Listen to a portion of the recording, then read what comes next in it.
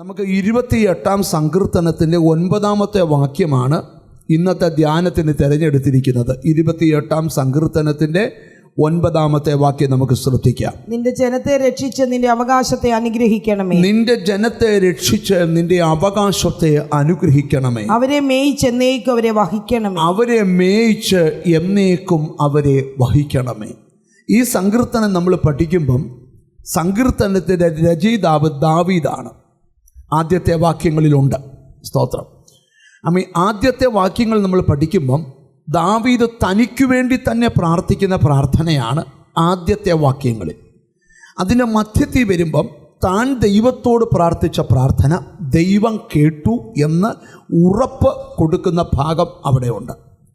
3-ാമത്തെ ഭാഗം ഒടുവിലത്തെ ഭാഗമാണ്. ആ ഭാഗത്ത് വരുമ്പോൾ നമുക്ക് പഠിക്കാൻ കഴിയുന്നത് എന്താണെന്ന് ചോദിച്ചാൽ ദാവീദ് മറ്റുള്ളവർക്ക് വേണ്ടി പ്രാർത്ഥിക്കുക. അപ്പോൾ ഒരു കാര്യം ഉറപ്പിച്ചാൽ, നമ്മൾ നമ്മുടെ കാര്യത്തിന് പ്രാർത്ഥിച്ച് നമുക്ക് നമ്മുടെ ദൈവം വിടുതൽ തന്നു കഴിയുമ്പോൾ ഓർത്തോണം, ദൈവത്തിന് സ്തോത്രം, അടുത്തൊരാൾക്ക് വേണ്ടി പ്രാർത്ഥിക്കേണ്ടത് നമ്മുടെ കടമയാണ്. നമുക്ക് വിടുതൽ ലഭിച്ചതുകൊണ്ട് സ്തോത്രം നമ്മൾ സ്വസ്ഥരായെന്നല്ല, അടുത്തൊരാൾക്ക് വേണ്ടി പ്രാർത്ഥിക്കേണ്ടത് നമ്മുടെ കടമയാണ്. 28 സങ്കീർത്തനം 1-ാം വാക്യത്തിൽ ദാവീദ് പ്രാർത്ഥിക്കുന്ന പ്രാർത്ഥന നമുക്കൊന്ന് ശ്രദ്ധിച്ചേച്ച്. യഹോവേ, ഞാൻ നിന്നെ വിളിച്ചപേക്ഷിക്കുന്നു. യഹോവേ, ഞാൻ നിന്നെ വിളിച്ചപേക്ഷിക്കുന്നു. എന്റെ പാറയായുള്ളവേ, നീ കേൾക്കാതിരിക്കരുതേ. എന്റെ ദൈവമേ, കേൾക്കാതിരിക്കല്ലേ. നീ മിണ്ടാതിരുന്നിട്ട് ഞാൻ കുഴിയിലിറങ്ങുന്നവരെ പോലെ ആകാതിരിപ്പാൻ തന്നെ. നീ മിണ്ടാതിരുന്നാൽ ഞാൻ കുഴിയിലേക്ക് ഇറങ്ങിപ്പോവും, അങ്ങനെ ആകല്ലേ എന്ന് ദാവീദ് ദൈവത്തോട് പ്രാർത്ഥിക്കുകയാണ്. 6-ാമത്തെ വാക്യത്തിൽ വരുമ്പോൾ ദാവീദിന്റെ മറുപടി പറയുകയാണ്. യഹോവ വാഴ്ത്തപ്പെട്ടവനാകട്ടെ. യഹോവ വാഴ്ത്തപ്പെട്ടവനാകട്ടെ. അവൻ എന്റെ യാതനകളുടെ ശബ്ദം കേട്ടിരിക്കുന്നു. എൻ്റെ പ്രാർത്ഥനയുടെ ശബ്ദം എൻ്റെ ദൈവം കേട്ടിരിക്കുന്നു. ആദ്യം പ്രാർത്ഥിച്ച് കർത്താവെ കേൾക്കാതിരിക്കരുതേ, ഇരുന്നാൽ ഞാൻ താഴോട്ട് പോകും, കുഴിയിലേക്ക് താണുപോകും എന്നവൻ പ്രാർത്ഥിക്കുകയാണ്.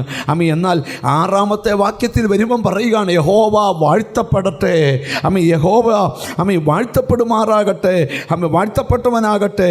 അവൻ എൻ്റെ യാചനയുടെ ശബ്ദം കേട്ടിരിക്കുന്നു. അടുത്ത കേട്ടെ, യഹോവ എൻ്റെ ബലവും എൻ്റെ പരിചയമാകുന്നു.